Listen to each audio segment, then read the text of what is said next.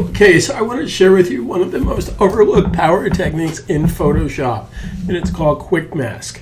Now, masking is how professionals make a better selection from their selection. So here's what I mean by that.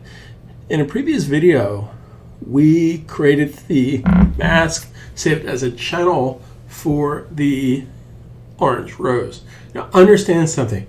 Anytime you select something, technically that's a mask. So if I was to do that, that's actually a mask. Mask is nothing more than a cookie cutter. Think of masking tape.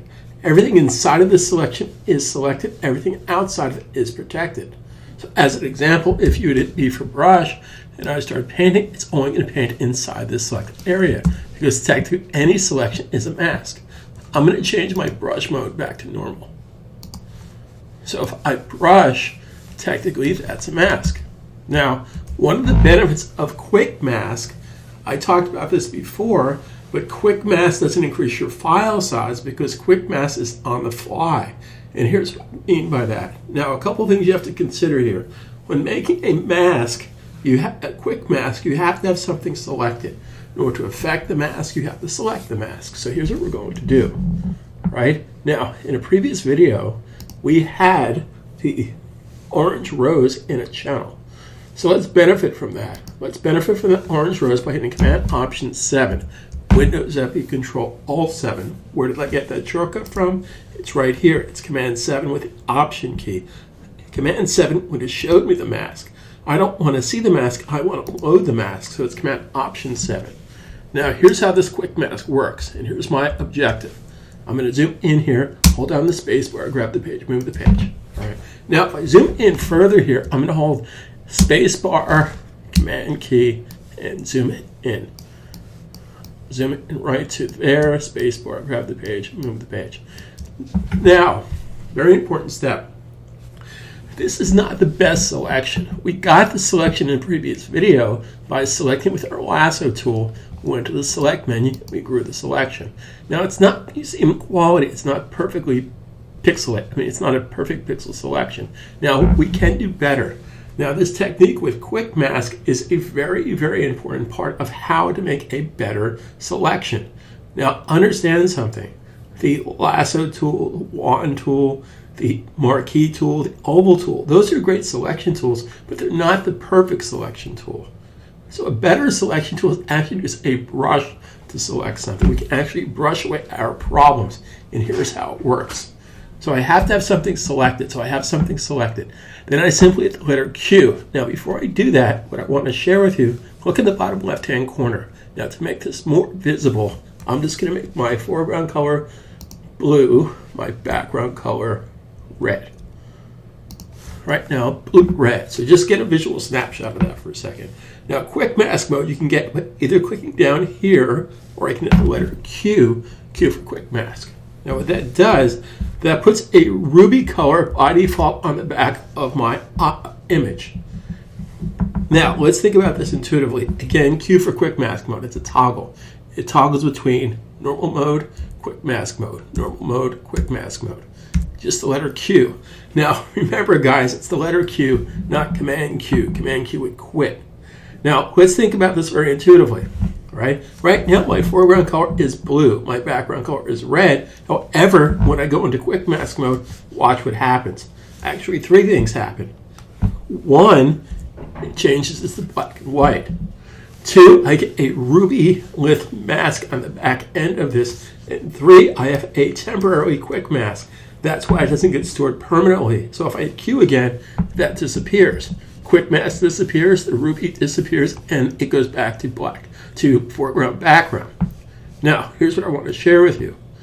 I want to have a contrasting color back here so I can see the difference between my selection, what's protected, and what's selected. Well, it doesn't take a rocket science to figure out that red is not a good contrast to orange. A better contrast would probably be something in the cyan family. So how can I do that? Well, I can go down here to my quick mask icon and double click. That brings up this color chip. We're going to select the color. Okay, red's opposite is cyan. We're going to click right here for cyan, and we're going to hit OK, and we're going to hit OK. So therefore, if I go into Q for quick mask, I now have a contrast, a better contrast in color than what I had before. Again, let's review that. Double click, change the color. Now, by default, quick mask options, the masked area is the color area as opposed to the selected area. If I change it to the selected area and I hit the Q for quick mask, I would get this happening. That's a little confusing. I don't want to see that happening. What I want to see happening is I want my color to indicate the masked area, the protected area, which is back here. So 50% opacity is fine, and I hit OK. So if I go into quick mask mode, now I have a contrasting color. Now here's how this works, and here's how this thinks. I'm going to zoom into this. Spacebar, grab the page, move the page. Right? Now, pay close attention to this. Right? Now, I'm going to go in my brush tool, inside my brush, left bracket makes it smaller, right bracket makes it bigger. Now, I would probably opt for, say, a harder edge brush, maybe something in the 60 to 70% range. Now, here's how this works. If I paint with black, black adds to the mask, therefore taking away from the selection. So as an example, what I just did here with my brush tool, if I hit the Q key, I've added to the selection. I've taken away from the selection, rather. I added to the mask. Adding to the mask takes away from the selection. Because Command Z, undo that, Command key, Option Z, I paint it with black. Black adds to your color. Color takes away from the selection. In this particular case, color is blue. Black equals blue. White is the live area here. So watch this. So I'm in my brush tool and I'm painting with black. If I paint with black, it's going to add to the mask, therefore take away from the selection. However, if I hit the X key to exchange black and white, I'm now painting with white, therefore it takes away from the mask and adds to the selection. So if I hit the Q key, I add it to my selection. Well, I don't want to add to my selection. Command Option Z, Command Option Z. Now, a little production technique that might help you is if you zoom into this area here, spacebar, grab the page. Right now, it's hard for me to see the difference between the protected area and the select area. Right, so here's a good production technique. What I could do is go to my white foreground color, again, X key to exchange. And I'm intentionally going to go outside the area here. Now, the reason I did that, so now I can see my physical contrast area here. So now I hit the X key again, which goes back to my foreground color black. Black adds to the mask. So now I'm just going to make my brush size smaller. Now I'm going to brush away my problems. Now, what I highly suggest you do here, don't try to finish this in one swoop. Because if you do, Command Z is going to undo that whole thing. But if you go in short little spurts here, just go one step at a time, then I could just get a very delicate mask. And this is what separates the boys from the men. This is where the pavement hits the road. This is what makes a hack from a professional. Using quick mask. Quick mask, if you hold up your finger for a second, your hand in front of your face, if you want to get between your fingers here, the brush is a great way to get in between your fingers, in between the little nooks and crannies. Okay. The lasso tool and the pen tool are kind of like take a hacksaw to something. The brush tool is a better way to do things. So in this particular case, I can use brushes to mask away my problems. Okay, so it's a very, very powerful production technique of how I can use quick mask. We'll go more into detail on this for things like hair, flyaway hair, and silhouetting people and silhouetting objects. But the most important thing to consider here is you have to have something selected. Once it's selected, it can be affected. So if you made a better selection of this, so understand this selection, although it's not perfect, is still better than the existing selection. So here's a cool production technique. I don't want to delete this selection. I want to modify the selection.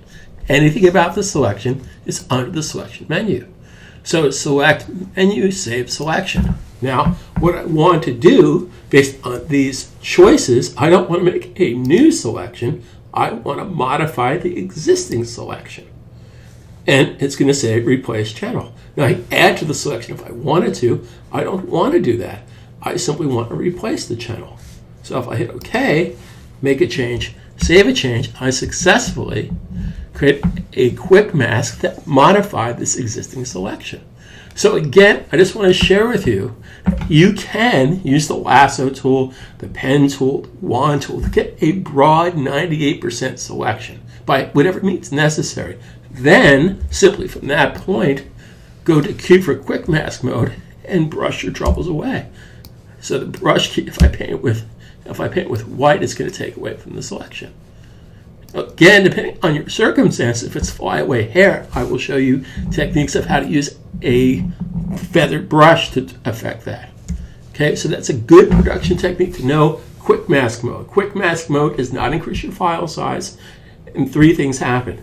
A, it changes your foreground color to black and white. B, it puts a color in the background, which you should make a contrasting color. C, it basically creates a channel called quick mask. Notice it's italicized, so it's not going to save that channel. So the second you are out of quick mask mode, that channel disappears. So these are production techniques that are going to help you to stay out of trouble. So write a review, please write a review about this course. I'm going to add to it, I'm going to build to it. Talk to you soon. Enjoy the day. I'll add new sections. Carpe diem.